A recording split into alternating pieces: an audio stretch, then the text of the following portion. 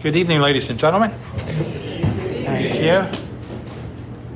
My name is Matty. I am an alcoholic. Hello, everybody.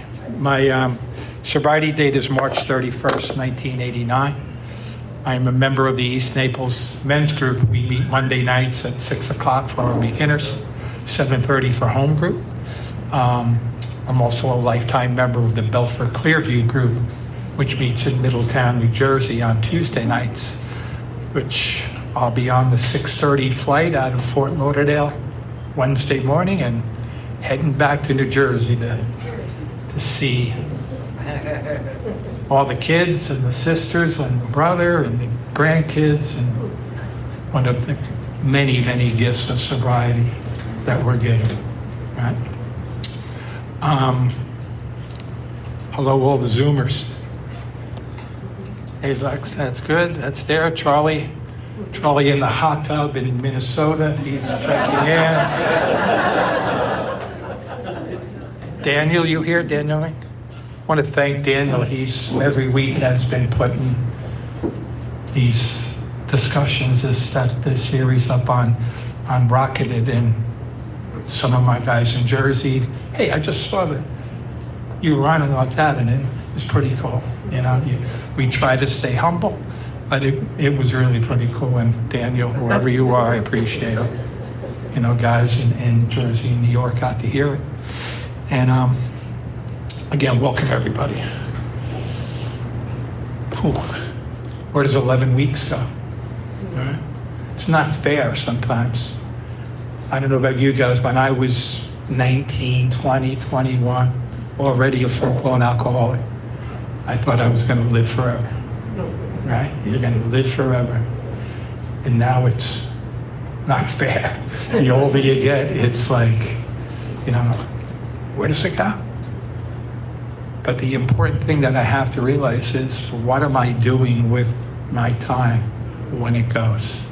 And that will be all summed up for me with step 12 of Alcoholics Anonymous, having had that spiritual awakening. So here it is. You know, I was thinking, the yin and the yang, right? The beginning and the end. God said, I am the Alpha and the Omega, right? And the beauty of Alcoholics Anonymous that I've spoken about, because it was taught to be that way, when we talk about our symbol, right? It's a perfect circle. There's no beginning and there's no end, enclosed inside a perfect triangle. And for me, it's always been triangle, where we get Trinity. And for me, step 12, having had that spiritual awakening, has always come from my God, who is my Heavenly Father, His loving Son, Jesus Christ, and a beautiful and caring, comforting Holy Spirit that has my back, has my back every day. And it's one of the greatest gifts that we have. And it's,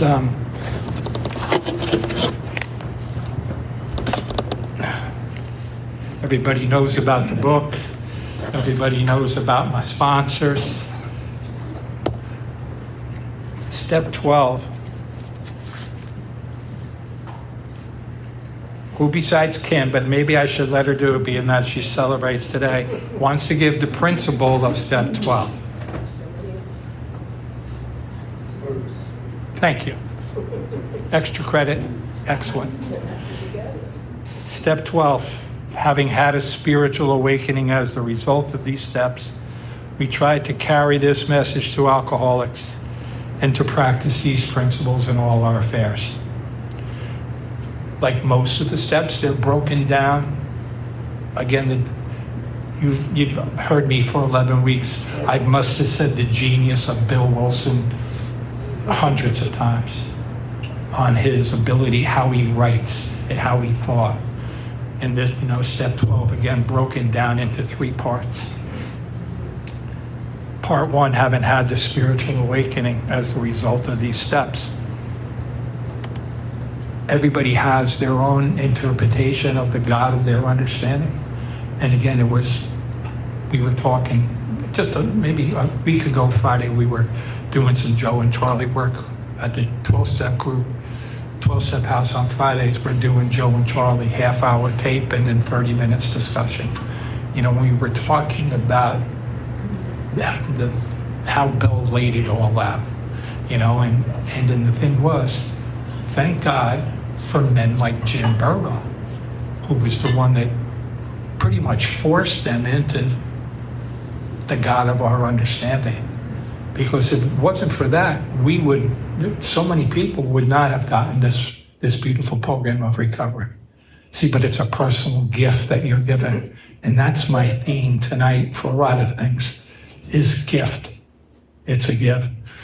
When I was doing my prep, and I'm looking at some, I'd even have this note, but last night, or yesterday, today's Monday, right? Sunday, down at the Friendship Club we go down for the 10:30 meeting, and a fellow, Bob from Tamarack, I didn't know him, but he had a great message. And he said he got here like so many of us with the gift of desperation. G-O-D, right? God. Geraldino and Delaney, God, right? So, and I'm thinking, and especially step 12, because I had it written from my notes 30-something years ago. We who got that gift of desperation were given a gift that maybe we wouldn't even know we had gotten it yet. See, the 12 steps of Alcoholics Anonymous, for me, every step has promises littered through them. Most people are very familiar with our 9-step promises. A lot of us really like the 10-step promises. But there's a promise. That gift of desperation has given me the gift of having had a spiritual awakening. It's my most treasured thing. That awakening that I was able to have with my God. You good? You're good. Keep going. Okay. So, first part is step 1. Again, is what some of us, Bill Wilson, right? Laying in Towns Hospital, had the white light experience. You know, Charlie Towns owned the hospital. Dr. Silkworth was the main doctor there. You know, I love Dr. Silkworth's. We had meetings down by his grave in Long Branch, New Jersey. Some of the groups down the shore, they'll have, on the anniversary of his death, they'll have a meeting right in the cemetery. I don't know if you guys have been, but it's really pretty cool. And it's, you know, years back when I was starting to familiarize myself, Dr. Silkworth, they say, helped between 40 and 50,000 alcoholics in his time at Towns Hospital, in Knickerbocker Hospital. I can't even fathom that, you know? I have a couple of sponsees here tonight and working with guys, and, you know, when I got 5, 6, 7 guys, I'm like, man, this is overwhelming. You know, he's doing 5, 7, 8, 10, 12 a week or a day. You know, that those early origins, the things that made us who we are today. And it all culminates in the 12th step. But first, I wanted to say, I want to thank Pat, you know, I talked enough about him. I never used the word trick, how I got here, and I'll just leave it at that. You know, I'm wearing long pants tonight, so I'm hiding the ankle monitor that Paul Baker put on from the East Naples men's group, so I get a pass here tonight. So, you know, and the many people that I knew when I got here, and the many new people that I've met, you know, alcoholics are a special breed of people. We live to a certain code that only we know. Only we know.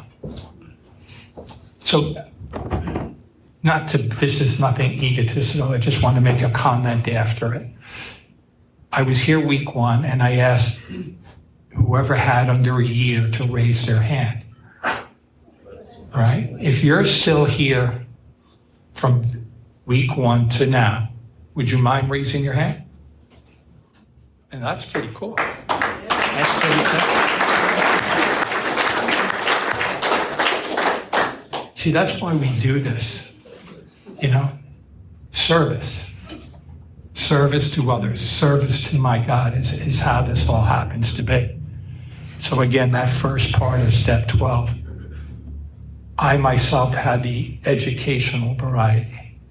I wanted to build some white light because I figured if I had that, that's less work on my part, you know, but that was not to be, you know. I had some white light experiences as an alcoholic lifestyle, but never in recovery. It was that gradual William James educational variety, and I couldn't have asked for anything more. And then the second part, we tried to carry this message to alcoholics. We tried. You know, that's our job. We tried. Most times we're unsuccessful. You know, sadly, most times we're unsuccessful. But we never know when that's going to happen. And that's the beauty of that. That becomes hopefully their spiritual awakening. When you have somebody brand new and 6 months, 8 months, 10 months later, they're sponsoring guys, the best thing in the world. It's incredible, you know? Third part, and to practice these principles in all our affairs. Our main principles for me have always been, and there's a whole list of principles, and we have them all on 12, but for me, it's how the book has always laid it out, of how do we, you know, remember sitting in Century House at a rehab, and they had the big sign, how to stay sober. Honesty, open-mindedness, and willingness. You know, pretty simple things you learn in the beginning. Everything that they teach you that. And those were the principles that I had, and for that, when I asked, you've heard me speak of Lonnie Schreiber, which I do all the time, and when I asked him, as we're moving along and we're here now, and I asked him to summarize pretty much what we had done. And remember, I only did the first 9 steps with Ron, because I had moved, and I would see him later, he lived a couple years after that, and he was sick. And he said to me, how you change was by these things. You now have God willingness and God dependence. And again, I've shared, Ronnie was not a religious guy, he was a spiritual guy. You know, there were times he was borderline, you know, it was a spiritual thing for him. He wasn't talking about God all the time. But that part when he said to me about the God dependence. So, you know, when you start, and if you're reading your big book, and if you listen to the tapes, you know, they'll tell you the end of step 11, the final line is, you know, faith without works is dead. Our next chapter, the whole chapter, is entirely dedicated to the 12th step. And that's, you know, what we're here now today.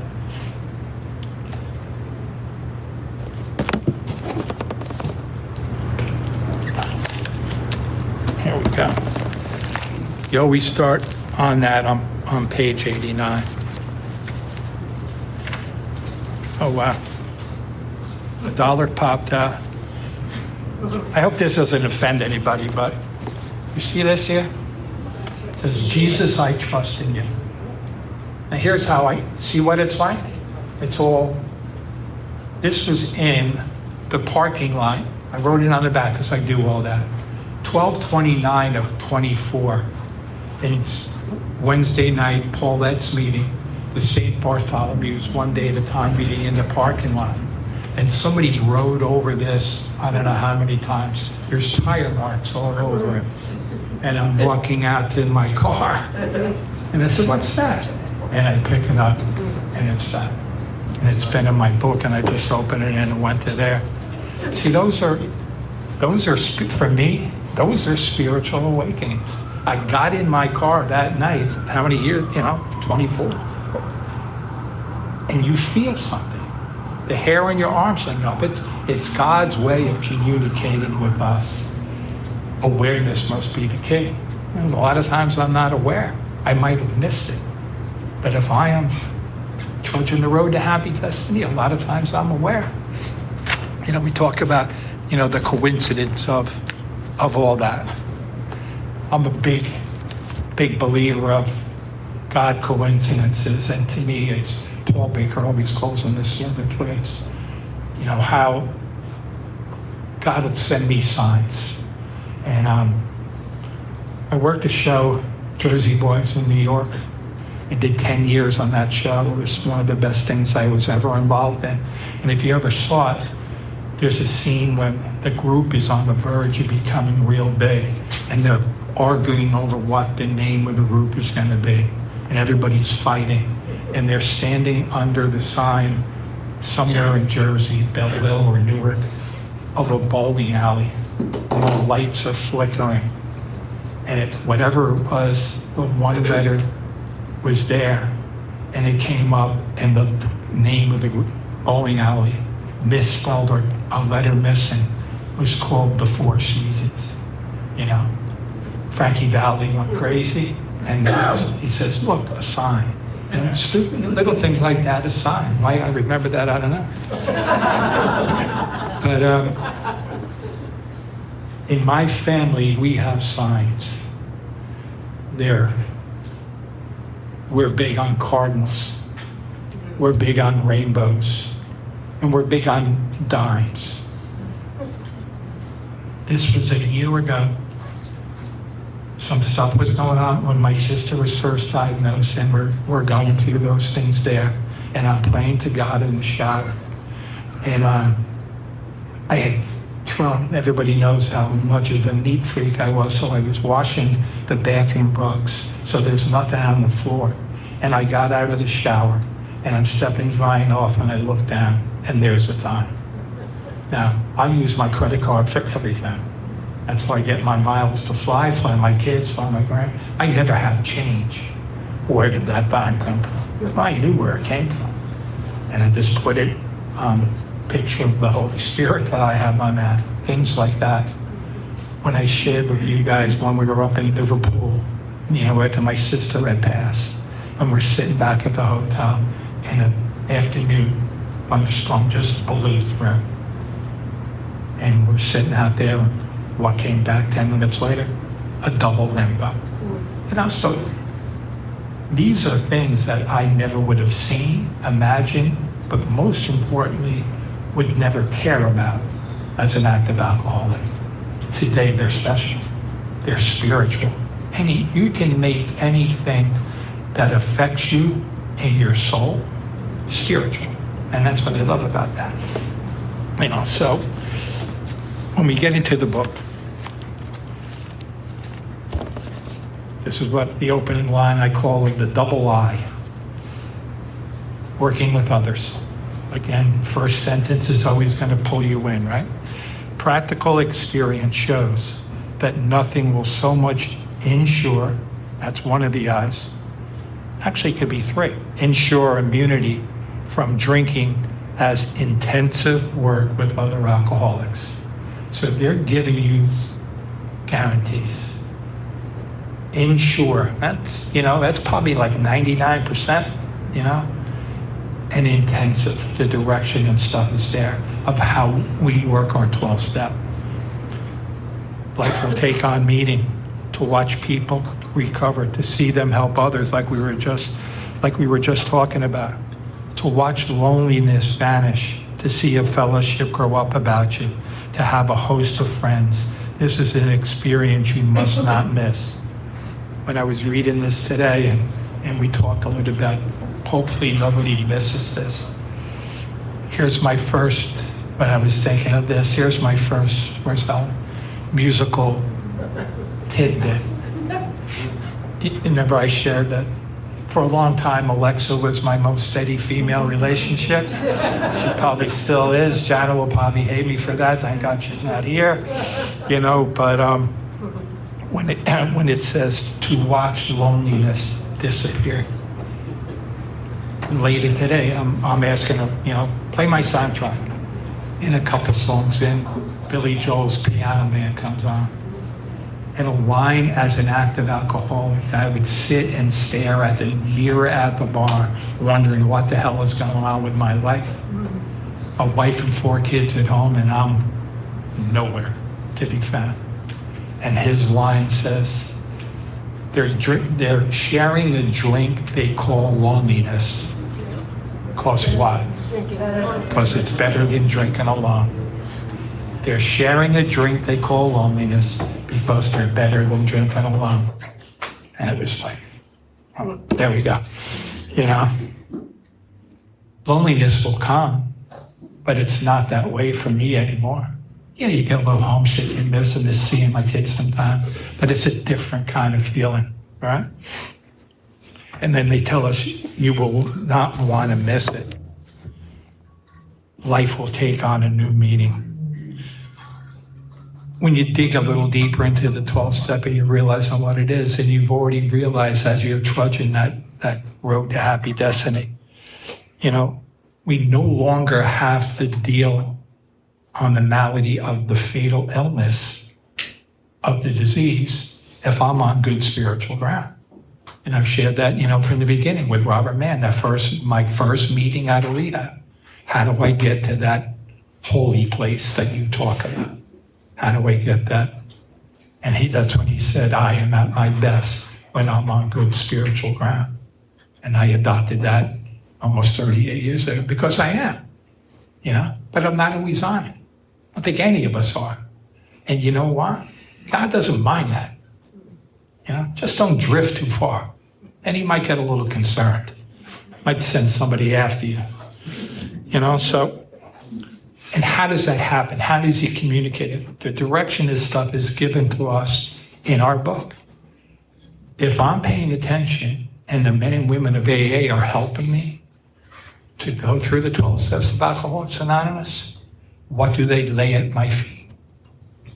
Very good. Guys are great, man. Going to be a lot of A's coming here tonight. That spiritual toolkit. I remember early on, one of the old timers was talking about, you know what the main thing is in that spiritual toolbox of yours? And I said, no. I think it was Wacky Willie might have been. And I said, no. And he says, a wrench. You see, because AA is the universal wrench. It fits every nut. Yeah? And then, I don't know, so, you talking to me kind of thing? Yeah. So that was, but the things right that you mean to having a spiritual toolkit. So it's,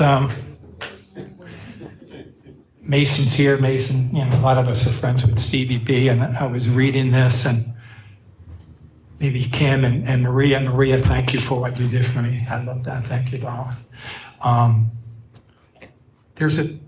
Evidently there's a book out about the works of Jesus, what it's called. And on Facebook now, there's little snippets, and I think it's Andrew Reese is the narrator, and they're compelling.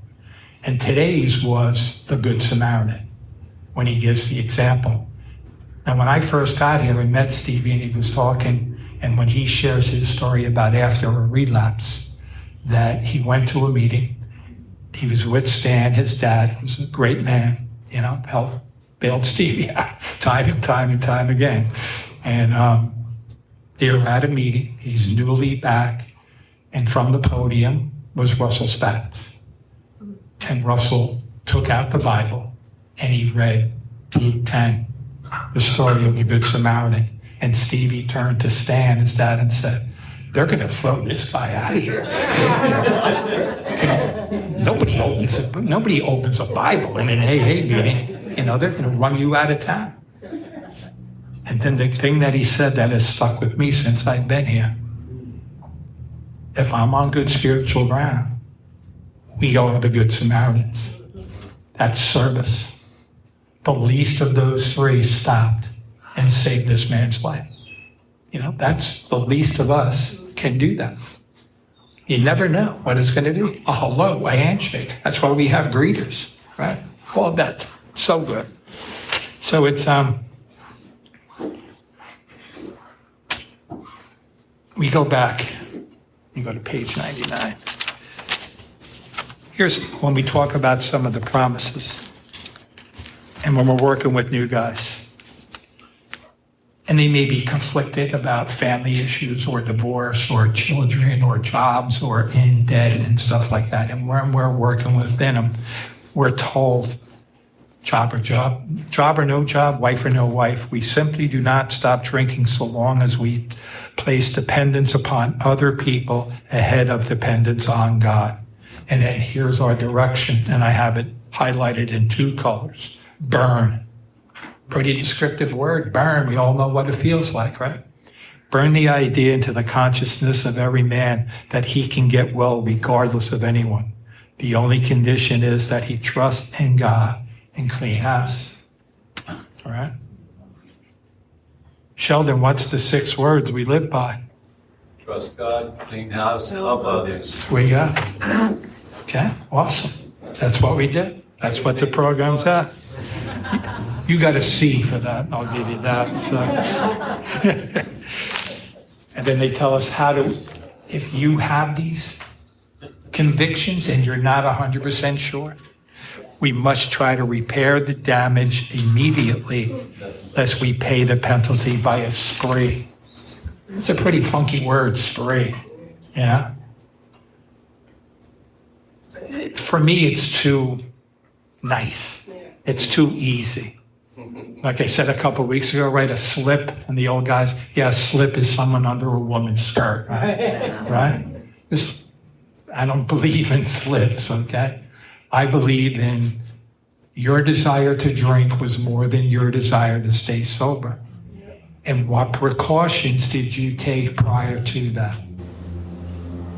Did you pray? That's the last thing we ask. Before you pick up a drink, you ask them the 2 things. Did you call anyone? Did you call your sponsor? Or did you pray? And it's no on both things if they've already tried.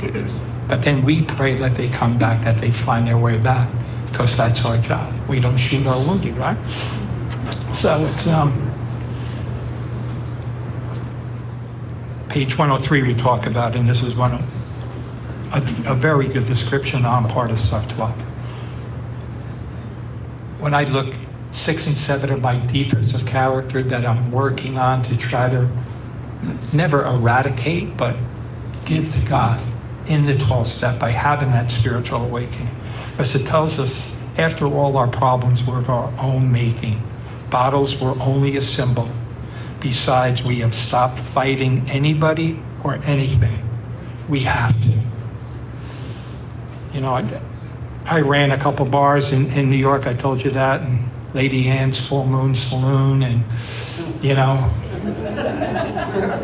I always wanted to think that I was a tough guy. When I hear Peter talk about his dad and those things there, and knowing that type of man, the macho thing, and I'm managing this bar, and it's, 6 girls in bikinis, right?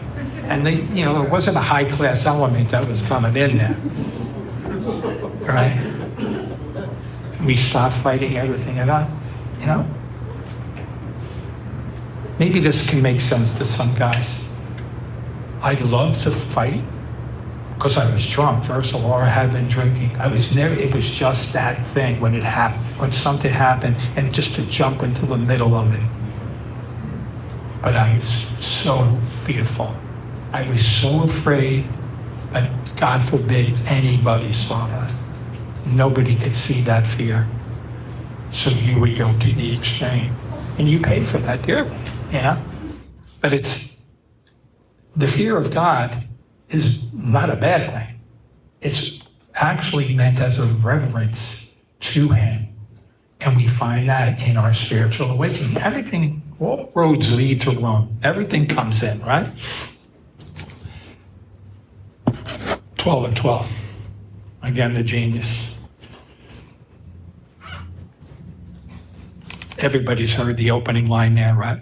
The joy of living is the theme of AA's 12 step. And action is its key word, action. Get into action, do action, right?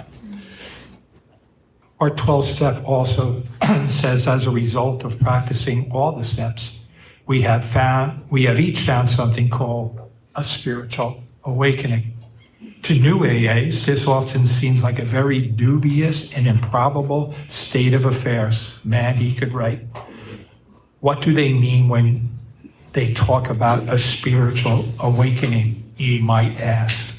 And if you continue in, a lot of guys that I work with, I said, you want a nice, concise definition of the 12 steps of Alcoholics Anonymous? Well, it starts on page 107 in your 12 and 12, and it breaks down all the 12 steps in just a sentence or two. And I did that, and I highlighted how many we's that there are. There's 23, 24 we's in those 12 steps. It's we, us, our relationship with God, and the men and women of the fellowship of Alcoholics Anonymous. We're the we. The me is gone, the we is there. You know, that's the key there for that.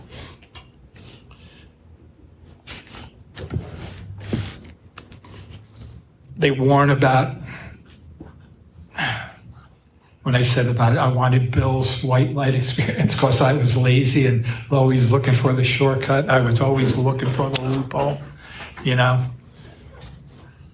When they talk about the two-stepping, man, I could easily understand what that was, because I wanted what you guys had, but I didn't want to do the work.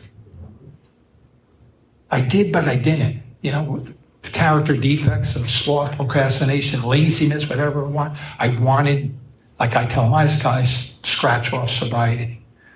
You know, but it wasn't coming that way. You know, I share with you guys, you know, during this series that I love music. You hear me say that all the time. I wanted to play the guitar. Me and my cousin Brian McCarthy started taking guitar lessons in the 6th grade. Mr. DeGraw. Our parents would drop them off at the house. I wanted to learn how to play, but I didn't want to practice. Brian practiced every day.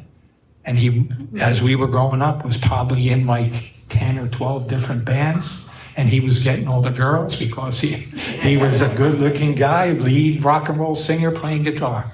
You know, and I was the drunk screaming from the audience because I didn't want to practice, right? The easier, softer way. That can work in certain things, but it will never work for you in recovery for your 12 steps there. Remember I shared with you when I first met Robert Mann at the men's meeting in Englewood Cliffs, my first night out of rehab. And when he said to me, I am at my best when I'm on good spiritual ground. You know, and he also, when I asked him, remember I told you all about that, our answer always is, always must be, is more spiritual development. Spiritual first there. And then we talk about, you know, Bill's pamphlet, you know, the New Frontier 23 years after that he did there about our emotional sobriety. And that's coupled with your emotional stability. You're finding out that when situations happen that you didn't handle well, you're handling them well. And how did that happen? Not maybe all the time, but you get to see that gradual thing. That's the educational variety of having 12 steps in your life. You know, each one of them is there to give you that key there.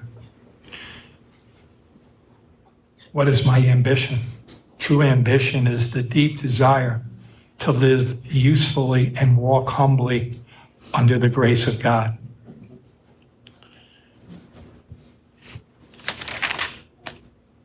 I'm going to do a couple more of that, and then I'm going to finish up with some of my personal stuff that I always like to close with in different things. And for all the men and women, ladies and gentlemen, again, thank you that raised your hand, you know, when you're here in the beginning and you still have a year or under. Here's what a lot of us will tell you. We wish you a slow recovery. You know, you don't have to, you know, I want when I want it. Doesn't work. Because I know, I'm trying. We wish you a slow recovery. Second musical tidbit. As Alexa and I were talking and thinking and doing that, Supertramp comes on. And it was a great bar song. Take the long way home.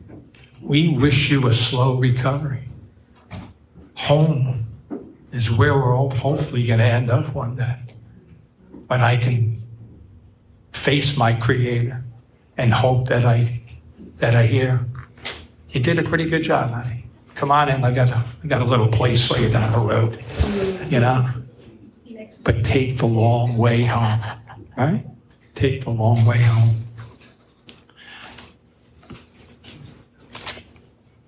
A little Ray I got to always mention, right? I can't not do a thing without Ray O'Keefe.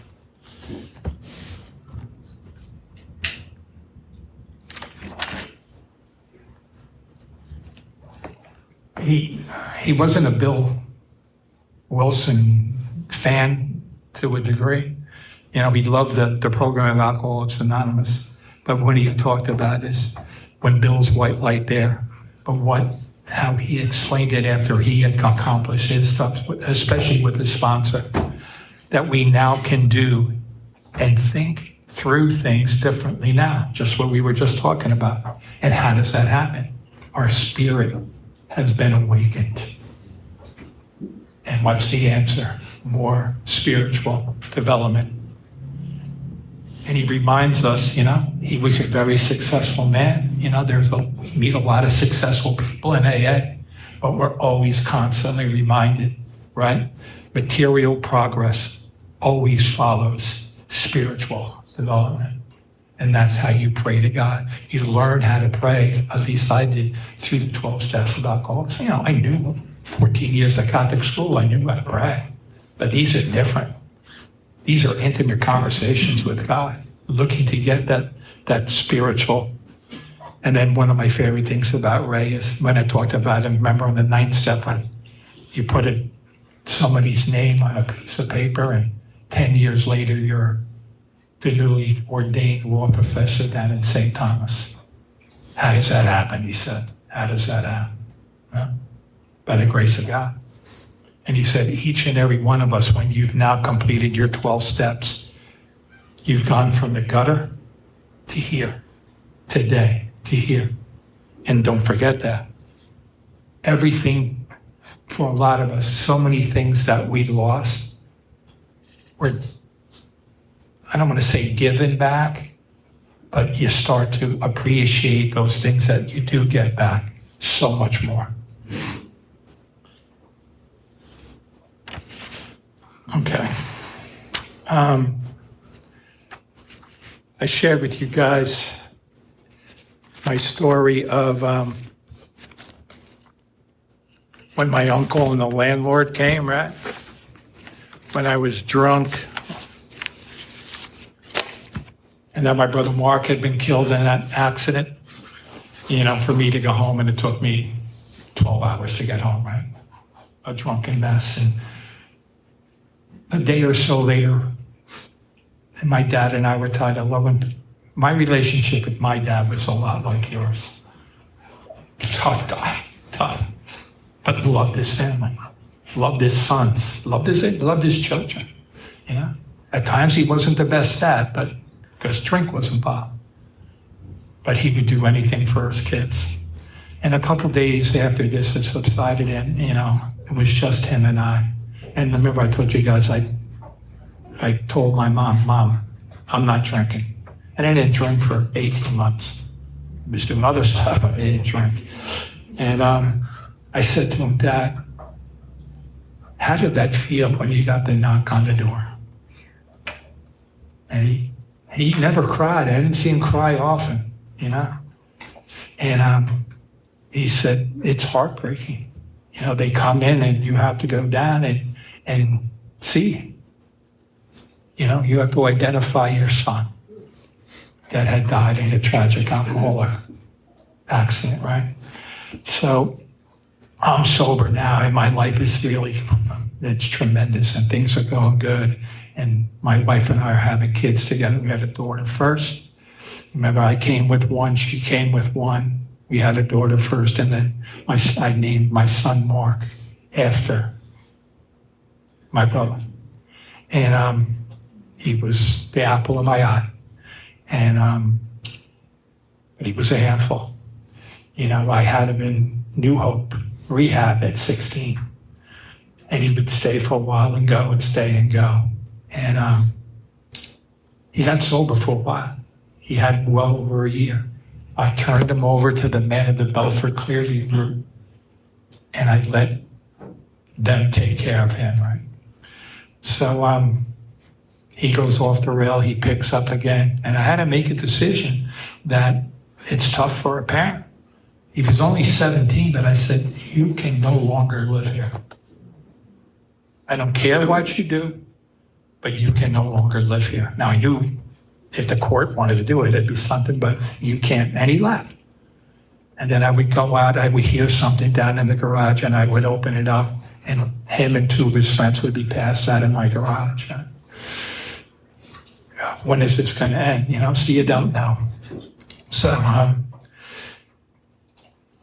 he comes to me and he says, Dad, I promise, if you take me back in, I'm going to go back to New Hope.